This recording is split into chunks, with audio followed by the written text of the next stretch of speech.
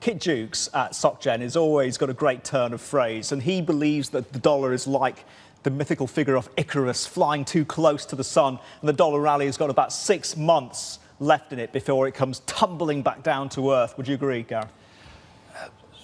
I would say 6 months is probably perhaps a little too long. We could see a dollar correction before the end of this year and into early next year. Essentially, the FOMC hike for December is now virtually fully priced in, and also the market has taken a view that the Fed will continue to hike next year. Now, of course, there's every chance that some kind of a data surprise or some kind of a shock internationally might cause the Fed to think twice at some point. They will probably keep hiking, but they might occasionally drop in the odd hint that they're having second thoughts, and that would rob the dollar of a lot of the upside that we've seen over the last 2 months in particular.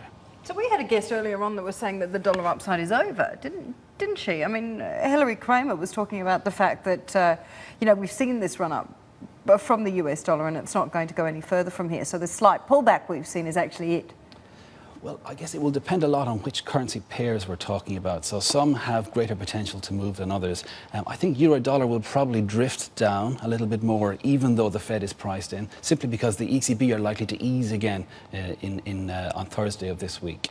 Other pairs... By ease, Gareth, you mean, and we were talking about this, they're going to extend the QE programme for another 6 months. Exactly. To September.